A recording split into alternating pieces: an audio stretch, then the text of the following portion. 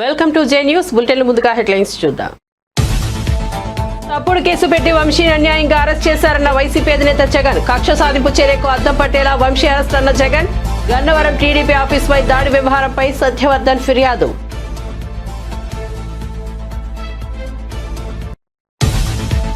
హైదరాబాద్ లో షీల్డ్ 2025 ను ప్రారంభించిన రేవంత్ రెడ్డి. తెలంగాణను సైబర్ సేఫ్ స్టేట్ గా మార్చాలని సీఎం పిలుపు. తెలంగాణను సెక్యూర్ బిజినెస్ హబ్ గా తీర్చిదిద్దుతామని వెల్లడి.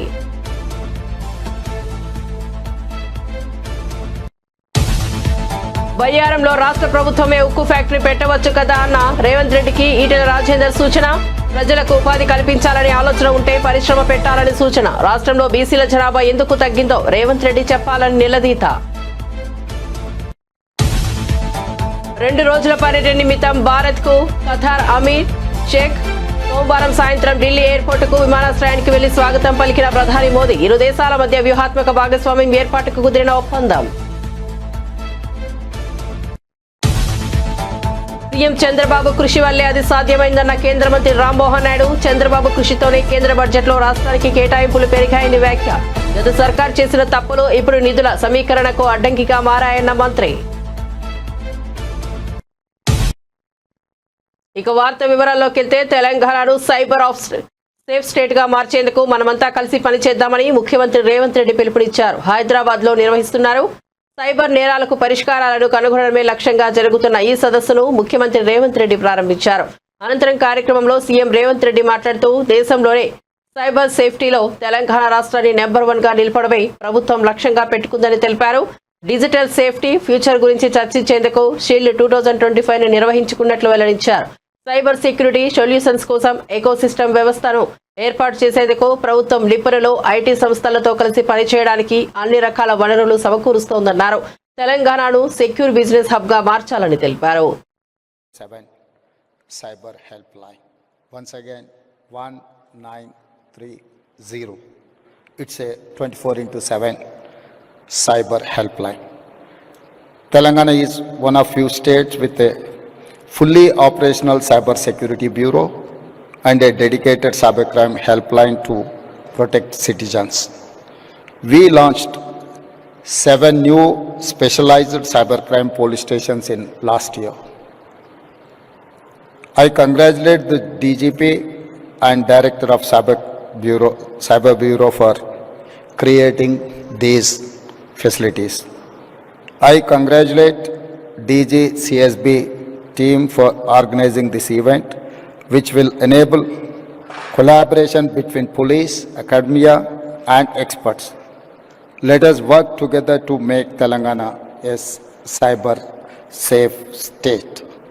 మిత్రులారా, ఈరోజు ఈ కార్యక్రమం అత్యంత కీలకమైన కార్యక్రమం. ప్రపంచంలో నేరాల రూపు విధానం చాలా వేగంగా మారుతుంది.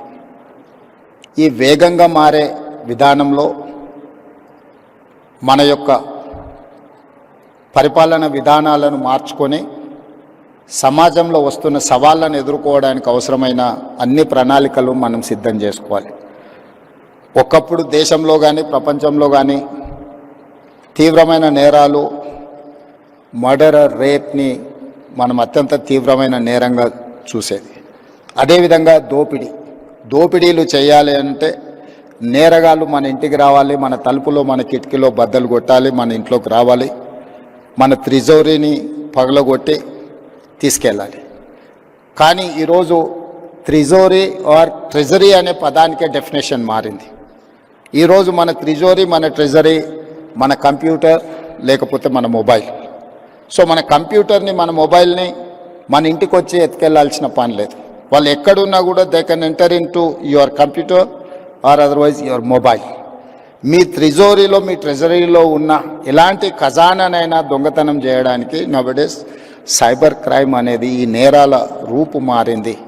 ఈ నేరగాళ్లను పట్టుకోవడానికి అవసరమైన విధి విధానాలను రూపొందించుకోవాల్సిన అవసరం ఉన్నది. ఈ విధి విధానాల రూపకల్పనలో సైబర్ సిటీ 25 సంవత్సరాల క్రితమే మనం హైదరాబాద్లో ఏర్పాటు చేసుకున్నాం.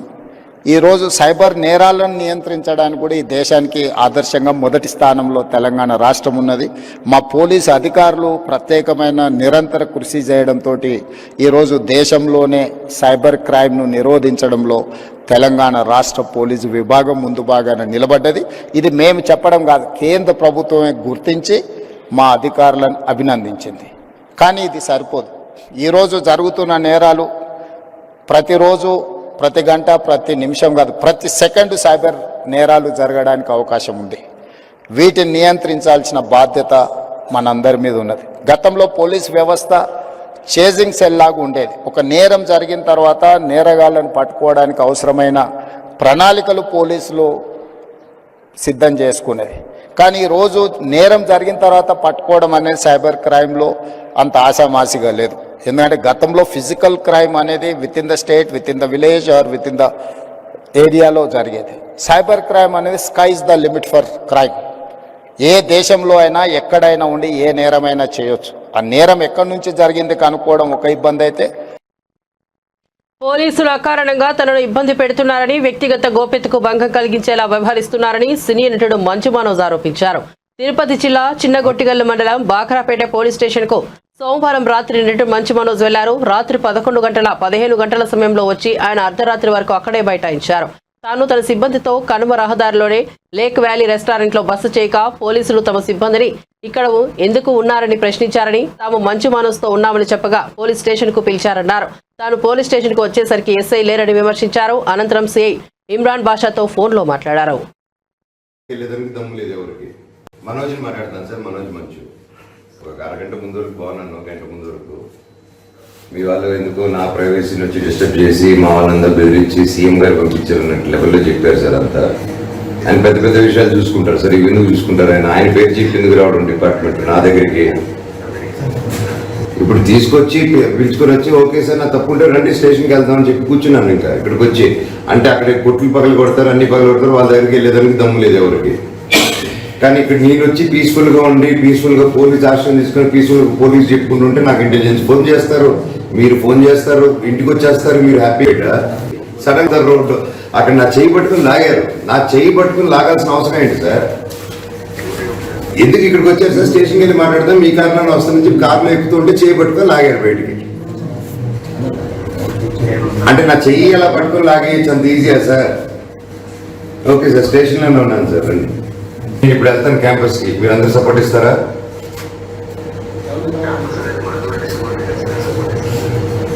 ఓకే సార్, పోలీస్ కాకి జ్యూరిస్డిక్షన్లోనే ఉంది కదా, మీరు ఎస్ఐఎల్సీ మాట్లాడుకుంటారు కదా sir. Privacy with all due respect అండి, నేను మర్యాదతోనే చెప్పాను. యాడికి వెళ్ళాను, మీరంటే ఎవరింటికి వెళ్ళాలని అంటున్నాను నేను సార్. హ్యాపీగా బ్రదర్ లాగా వస్తాను సార్. అది 2 రోజుల పర్యటనలో భాగంగా Qatar Emir Sheikh Tamim bin Hamad Al Thani Rashtrapati Bhavan లో సాంప్రదాయ స్వాగతం పలికారు. రాష్ట్రపతి ద్రౌపది ముర్ము కేంద్ర మంత్రులను పరిచయం చేసి ఆపై అమీర్ తో సమావేశమయ్యారు. అనంతరం హైదరాబాద్ హౌస్ లో ప్రధాని మోదీతో ఆయన భేటీ కానున్నారు. ఇరువురు ద్వైపాక్షిక చర్చలు జరపనున్నట్లు విదేశాంగ శాఖ తెలిపింది. ఈ పర్యటనలో భాగస్వామ్యం మరింత బలపడుతుందని భావిస్తున్నారు.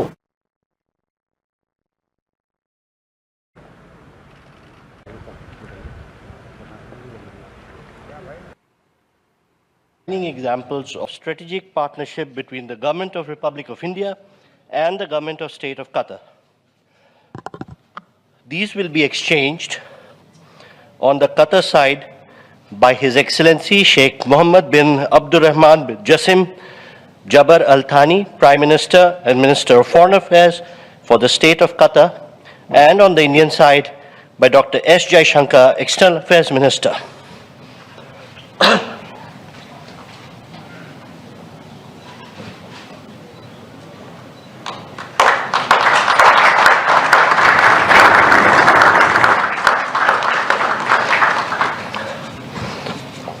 Thank you, Ministers. Next, we have the exchange of the revised agreement for avoidance of double taxation and prevention of fiscal evasion with respect to taxes on income between the Government of Republic of India and the Government of State of Qatar. These will be exchanged again on the Qatari side by His Excellency Sheikh Mohammed bin Abdurrahman bin Jassim bin Jabar Al Thani, Prime Minister and Minister of Foreign Affairs for the State of Qatar, and on the Indian side by Srimati Nirmala Sitharaman, Minister of Finance.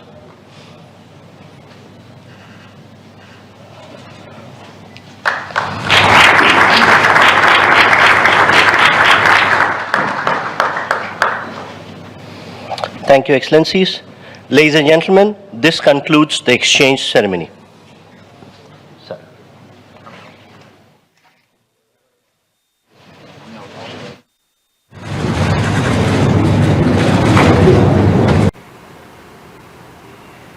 Ceremony where we shall witness some shining examples of India-Qatar bilateral cooperation.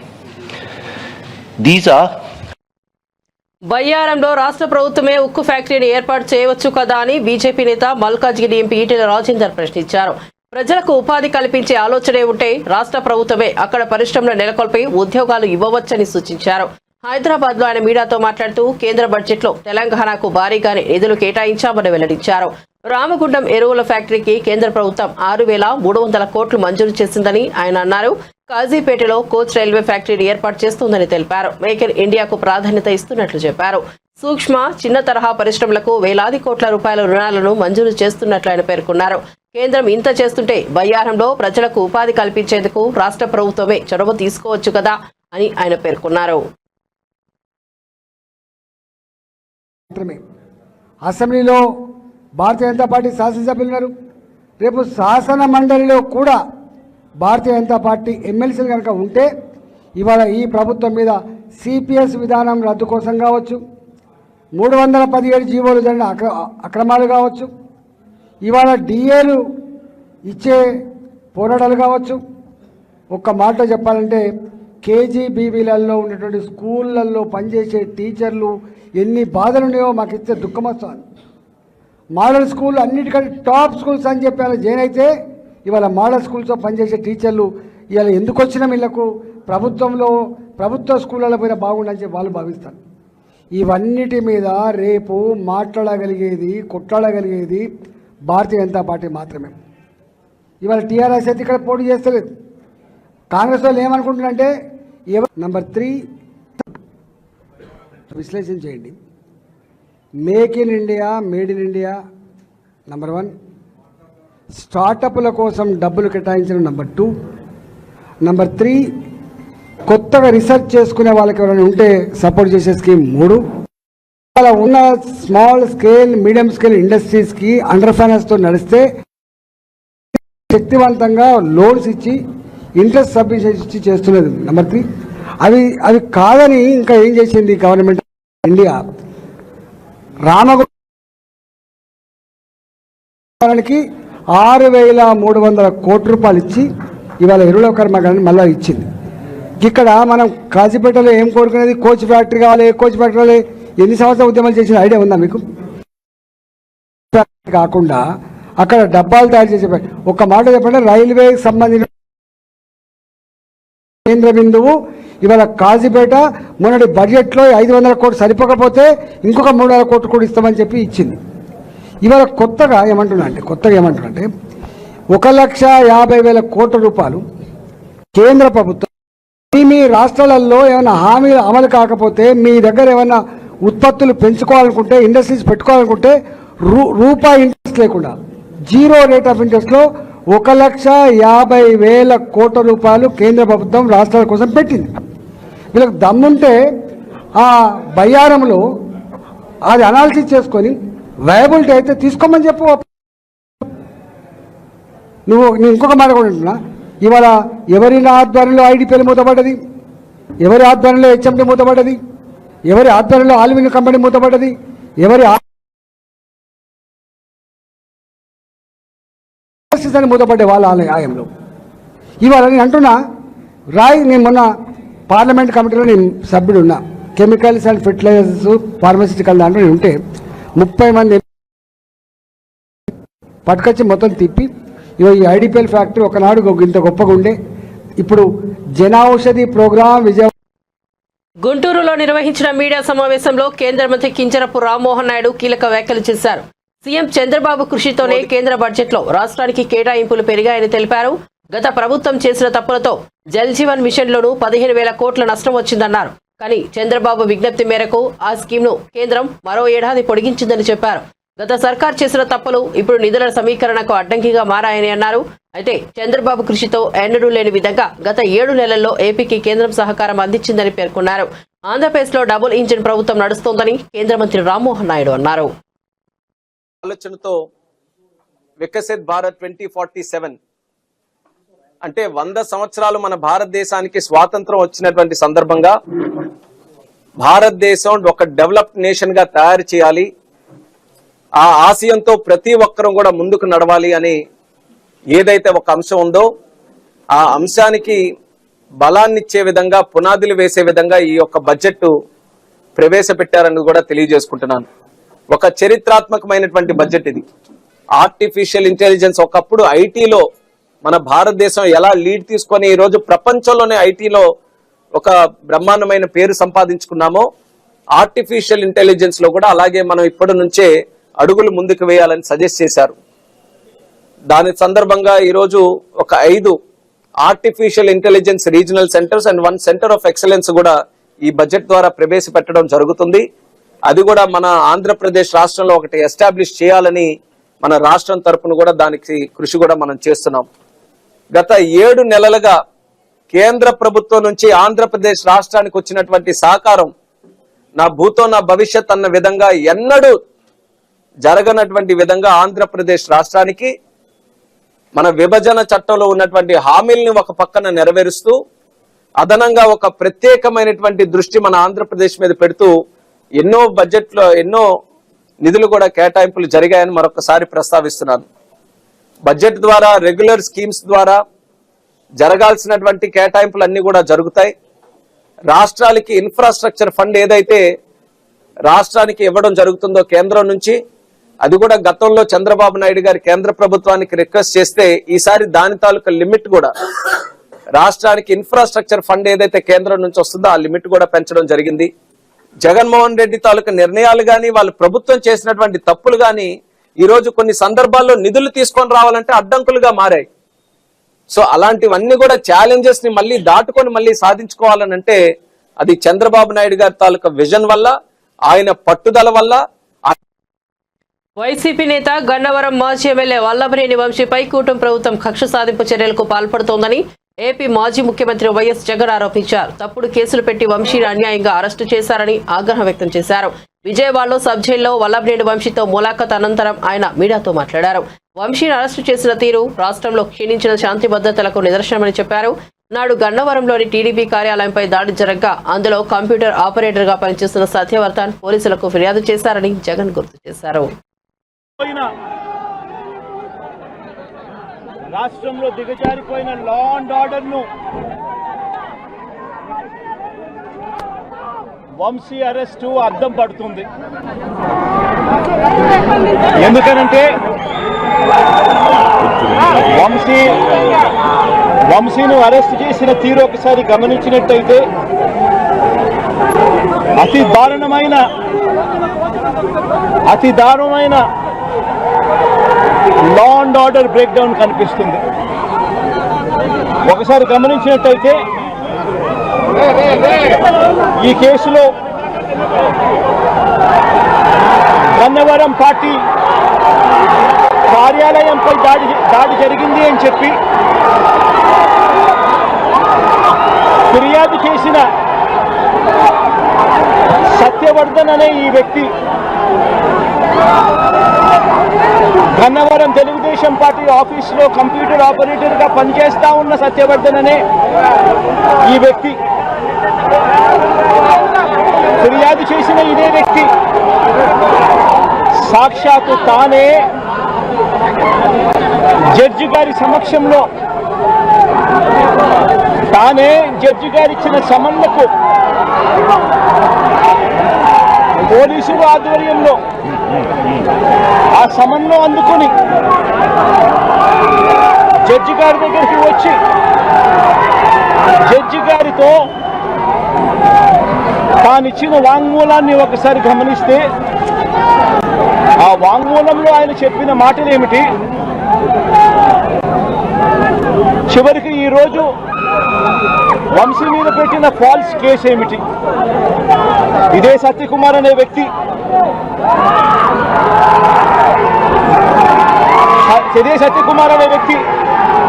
Judge గారు నూదర judge గారి సమక్షంలో CUSA వైద్య పరికరం మెదడు కాలేయంలో వచ్చే చిన్న చిన్న కణితుల శస్త్రచికిత్స కోసం ఉపయోగపడుతుందని బసవతారకం ఇండో అమెరికన్ క్యాన్సర్ ఆసుపత్రి చైర్మన్ నందమూరి బాలకృష్ణ అన్నారు. హైదరాబాద్ జూబ్లీ హిల్స్ లోని బసవతారకం క్యాన్సర్ ఆసుపత్రిలో సర్జికల్ ఎక్విప్మెంట్ CUSAను ప్రారంభించారు. ఆసుపత్రి సేవలను గుర్తించి సంస్కృతి శిఖర్ ట్రస్ట్ ఈ పరికరాన్ని అందజేసినట్లు తెలిపారు. బసవతారకం ఆసుపత్రి స్థాపించి 25 ఏళ్లు పూర్తవుతున్న సందర్భంగా ఈ ఏడాది సిల్వర్ జూబ్లీ వేడుకలు జరుపుకోవడం సంతోషంగా ఉందని బాలకృష్ణ తెలిపారు. ఇటీవల 4వ తరం రోబోటిక్ సర్జికల్ సిస్టమ్, కొత్త పీడియాట్రిక్ వార్డు సేవలు అందుబాటులోకి తీసుకొచ్చామని వివరించారు. సంచలిత ట్రస్ట్ వారి సౌజన్యంతో మొత్తం 72 లక్షల రూపాయలు విలువైన ఎక్విప్మెంట్ వాళ్ళు ఆసుపత్రికి ఇవ్వడం జరిగింది. ఈ సందర్భంగా వాళ్ళ చైర్పర్సన్ అండ్ ప్రెసిడెంట్ జెన్నీ మోమయ్య గారికి, మేనేజింగ్ ట్రస్టీ తోరల్ దేశాయ్ గారికి, ట్రెజరర్ అండ్ బోర్డు మెంబర్ నిషా షా గారికి, మిసెస్ నిషా షా గారికి ప్రత్యేకంగా మా అందరి తరఫున, మా ఆసుపత్రి తరఫున వాళ్ళకి నా కృతజ్ఞతలు తెలియజేసుకుంటున్నాను.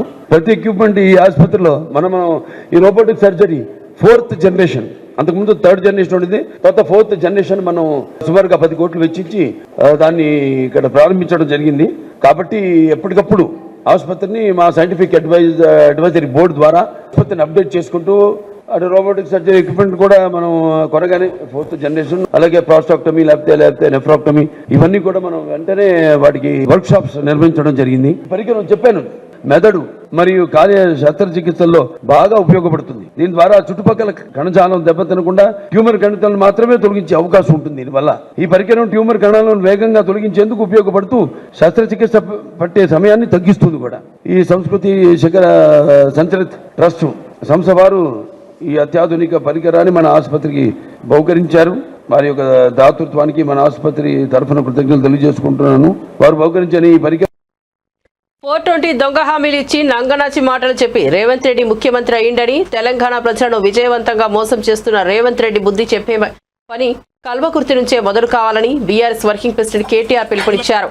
కల్వకుర్తి నియోజకవర్గంలోని అమనగల్లో జరిగిన రైతు మహాధర్నాలో కేటీఆర్ పాల్గొని మాట్లాడారు. రియల్ ఎస్టేట్ గురించి తప్ప స్టేట్ గురించి రేవంత్ రెడ్డికి ఎలాంటి పట్టింపు లేదని, ఎన్నికల తర్వాత కల్వకుర్తి ప్రాంతంలో దాదాపు 1000 ఎకరాల భూమిని రేవంత్ కుటుంబ సభ్యులు సంపాదించారని, ఆ భూముల రేట్లు పెంచుకోవడానికే ముఖ్యమంత్రి పనిచేస్తున్నారని కేటీఆర్ ఆరోపించారు. 420 హామీలు ఇచ్చి దొంగ మాటలు చెప్పి నంగనాచి మాటలు చెప్పి గెలిచిండో ఒకటంటే ఒక్క పని సొంత నియోజకవర్గంలో చేయలేదు. మరి సొంత తాలూకా ఎక్కడనైతే పుట్టి పెరిగిండో, ఏ కల్వకుర్తి తాలూకాలనైతే పిల్లని చేసుకున్నాడో అత్తగారి ఇల్లు కూడా ఇక్కడనేనట. మరి కనీసం అత్తగారి ఊళ్ళకి ఏమైనా చేసిండా, సొంత ఊరికి ఏమైనా చేసిండా అని చెప్పి అనుమానంతో ఇక్కడికి వచ్చినా మీరు నాకు సమాధానం చెప్పాలి. నేను ప్రశ్న అడుగుతా, దయచేసి సమాధానం చెప్పాలి. రేవంత్ రెడ్డి గారు పిసిసి అధ్యక్షుడు ఉన్నప్పుడు ఎన్నికలకు ముందు ఒక మాట చెప్పిండు, మీరు 2 లక్షల రుణమాఫీ తీసుకోండి, నేను వస్తున్నా 2 లక్షల లోన్ తెచ్చుకోండి. కేసీఆర్ 1 లక్ష రూపాయలు రుణమాఫీ చేసిండు. అట్లయినోళ్ళు రైతులు కూడా అర్జెంటుగా బ్యాంకు కురుకుండ్రి, నేను వస్తున్నా, రాగానే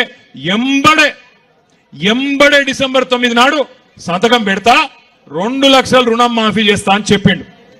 ఇక్కడ ఒక్కసారి రుణమాఫీ అయిన వాళ్ళందరూ శైలా పట్టాల. అరే కొంతమందికన్నా అయిందే, కాలేదా? కాని వాళ్ళందరూ శైలా పట్టాల గట్టిగా. కాలేదా? 2 లక్షల రుణం అయిందా కాలేదా? కాకపోతే గట్టిగా చెప్పాలి, కాలేదా? రాలేదా?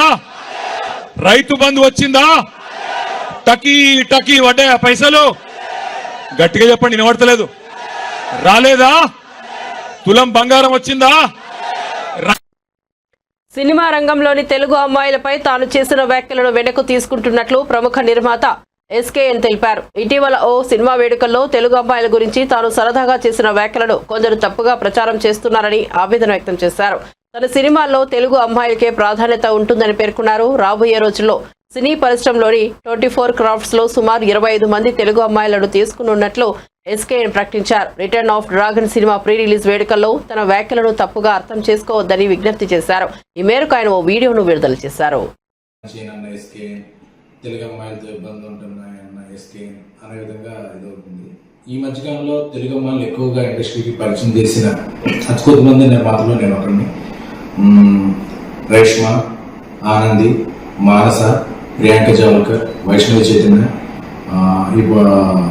ఐశ్వర్య, కుషిత, వీళ్ళందరినీ ఇప్పటివరకు ఇంట్రడ్యూస్ చేయడం, వర్క్ చేయడం జరుగుతుంది. అలాగే నెక్స్ట్ రాబోతున్న సినిమాలో హారిక, ఇంకొక కొత్త అమ్మాయి, ఇలా ఒక 8-9 మంది అమ్మాయిల్ని పరిచయం చేశారు. అలాగే ఈషా రెబ్బ, ప్రియా వడ్లమాని, ఈ మధ్య ఇనయ్య, ఇలాగా ఆల్రెడీ ఇంట్రడ్యూస్ అయిన ఒక 4 అంటే 12-13 అమ్మాయిలతో నా కెరీర్లో నేను పనిచేసింది 80% తెలుగు అమ్మాయిని. సో నేను టార్గెట్ పెట్టుకున్నా, నేను తెలుగు జర్నలిస్ట్గా నా కెరీర్ స్టార్ట్ చేశాను కాబట్టి నేను అనుకున్న టార్గెట్ ఏంటంటే ఒక 25 మంది అమ్మాయిలు, వాళ్ళు వేరే ఫీల్డ్, హీరోయిన్గా, రైటర్గా, ఆర్ట్ డైరెక్టర్గా, ఎగ్జిక్యూటివ్ ప్రొడ్యూసర్గా, డైరెక్టర్గా కూడా నాకు తెలిసిన సర్కిల్ నుంచి 25 మంది తెలుగు అమ్మాయిని నా పరంగా ప్రోత్సహించాలి, ఎంకరేజ్ చేయాలని. అంటే మనం పరిచయం చేసిన వాళ్ళందరూ టాప్కి వెళ్ళిపోరు, అందరూ బాటంకి వెళ్ళిపోరు. బట్ అవకాశం, మొదటి అవకాశం ఇవ్వడం అనేది ఒక ఇంపార్టెంట్. సో ఇప్పుడు నా నెక్స్ట్ 3 సినిమాలు తెలుగు అమ్మాయిలే. అందులో ఆర్ట్ డైరెక్టర్ తెలుగు అమ్మాయి, ఎగ్జిక్యూటివ్ ప్రొడ్యూసర్ తెలుగు అమ్మాయి, రైటర్ కూడా తెలుగు అమ్మాయి. సో ఇంతమంది తెలుగు అమ్మాయిని నేను ప్రోత్సహిస్తున్నాను. సో ఏదో ఒక ఫన్ బాంటర్లో జరిగిన ఒక చిన్న జోక్ ని అదేదో ఒక స్టేట్మెంట్ లాగా రొద్దేయద్దు, దాన్ని స్ప్రెడ్ చేయద్దు అనేది నా కోరిక. ఓజీలో పవన్ కళ్యాణ్ తో కలిసి నటించడం గర్వంగా ఉందని నటి ప్రియాంక మోహన్ అన్నారు. ఓజీ చిత్రీకరణ త్వరలోనే పూర్తవుతుందని వెల్లడించారు. హైదరాబాద్ లోని జూబ్లీ హిల్స్ లో ప్రియాంక మంగళవారం సందడి చేశారు. ఓ షాపింగ్ మాల్ ప్రారంభోత్సవంలో ఆమె పాల్గొన్నారు. హ్యాపెనింగ్ ఇంకొక ఫ్యూ డేస్ షూట్ ఉంది, అది ఫినిష్ అయితే I think will be done. So very excited project. It's of course dream working with Pavan sir. My pleasure, it's my honour to సార్తో వర్క్ చేసినందుకు, సార్తో స్క్రీన్ స్పేస్ చేసినందుకు నేను చాలా గర్వంగా ఫీల్ అవుతున్నాను. బులెటిన్ ముగించే ముందు హెడ్లైన్స్ మరోసారి చూద్దాం. తప్పుడు కేసు పెట్టి వంశీని అన్యాయంగా అరెస్ట్ చేశారన్న వైసీపీ అధినేత జగన్. కక్ష సాధింపు చర్యకు అద్దం పట్టేలా వంశీ అరెస్ట్ అన్న జగన్. గన్నవరం టీడీపీ ఆఫీసుపై దాడి వ్యవహారంపై సత్యవర్ధన్ ఫిర్యాదు.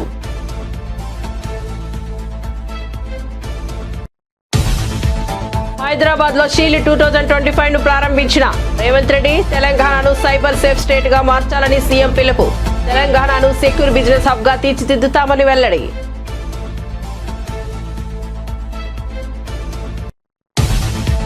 బయ్యారంలో రాష్ట్ర ప్రభుత్వమే ఉక్కు ఫ్యాక్టరీ పెట్టవచ్చు కదా అన్న రేవంత్ రెడ్డికి ఈటెల రాజేందర్ సూచన.